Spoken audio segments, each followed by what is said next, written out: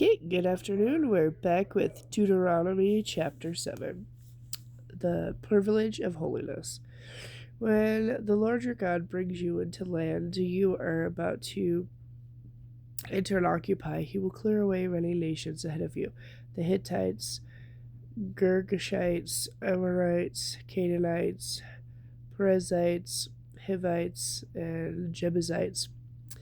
These 7 nations are all more powerful than you. When the Lord your God hands these nations over to you and you conquer them, you must completely destroy them. Make no treaties with them and show them no mercy. Do not intermarry with them, and don't let your daughters and sons marry their sons and daughters. They will lead your young people away from me to worship other gods. So then the anger of the Lord will burn against you, and he will destroy you. Instead, you must break down their pagan altars and shatter their sacred pillars. Cut down their Asherah poles and burn their idols. For you are a holy people who belong to the Lord your God. For all the people on earth, the Lord your God has chosen you to be his own special treasure. The Lord did not choose you and lavish his love on you because you were larger or greater than other nations, for you were the smallest of all nations. It was simply because the Lord loves you and because he was keeping the oath he had sworn to your ancestors. That is why the Lord rescued you with such amazing power from your slavery under Pharaoh in Egypt. Understand, therefore, that the Lord your God is indeed God. He is the faithful God who keeps his covenant for 1,000 generations and constantly loves those who love him and obey his commandments. But he does not hesitate to punish and destroy those who hate him. Therefore, obey all these commandments, laws, and regulations I am giving you today. If you listen to these regulations and obey them faithfully, the Lord your God will keep his covenant of unfailing love with you, as he solemnly promised your ancestors. He will love you and bless you and make you into a great nation. He will give you many children and give fertility to your land and your animals. When you arrive in the land he swore to give your ancestors, you will have large crops of grain, grapes, and olives, and great herds of cattle, sheep, and goats. You will be blessed above all the nations of the earth. None of your men or women will be childless, and all your livestock will bear young. And the Lord will protect you from all sickness. He will not let you suffer from the terrible diseases you knew in Egypt, but he will bring them all on your enemies. You must destroy all the nations the Lord your God hands over to you. Show them no mercy and do not worship their gods. If you do, they will trap you. Perhaps you will think to yourselves, how can we ever conquer these nations that are so powerful, so much more powerful than we are? But don't be afraid. Don't be afraid of them. Just remember that the Lord your God, what's the Lord your God did to Pharaoh and to all the land of Egypt. Remember the great terrors the Lord your God sent against them. You saw it all with your own eyes, and remember the miraculous signs and wonders and the amazing power he used when he brought you out of Egypt. The Lord your God will use the same power against the people you fear. And then the Lord your God will send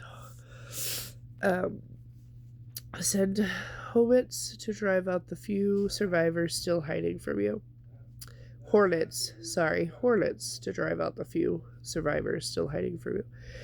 No, do not be afraid of those nations, for the Lord your God is among you, and he is great and awesome God.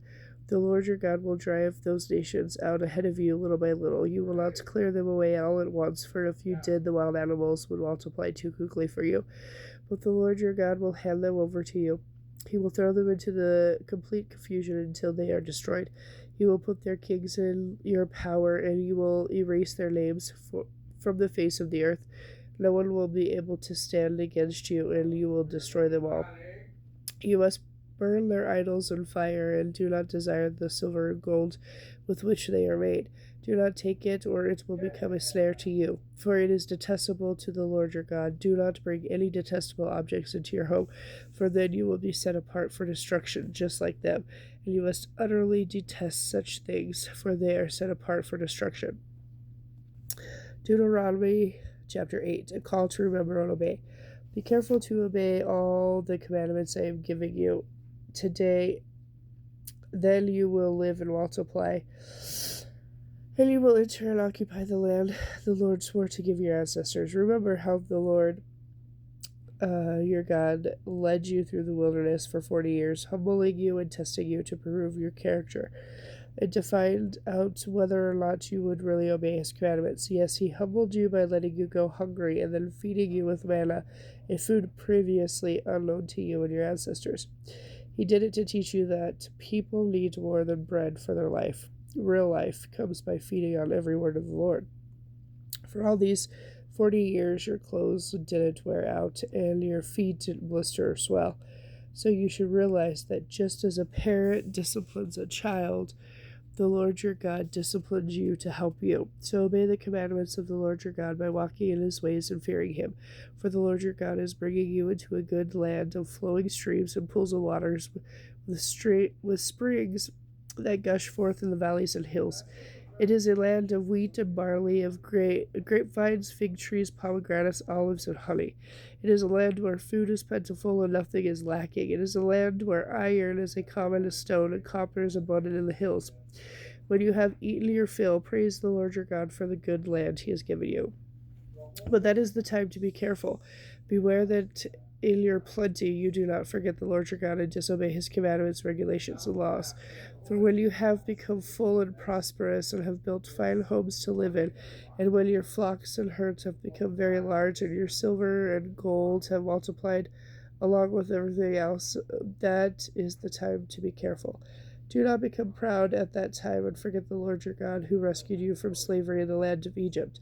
Do not forget that he led you through the great and terrifying wilderness with poisonous snakes and scorpions where it was so hot and dry. He gave you water from the rock. He fed you with manna in the wilderness, a food unknown to your ancestors. He did this to humble you and test you for your own good. He did it so you would never think that it was your own strength and energy that made you wealthy. Always remember that it is the Lord your God who gives you power to become rich, and he does not fulfill the covenant he made with your ancestors. But I assure you of this, if you ever forget the Lord your God and follow other gods, worshipping and bowing down to them, you will certainly be destroyed, just as the Lord has destroyed other nations in your path. You will also be destroyed for not obeying the Lord your God. Okay, with that, I'll be back later with chapter 9.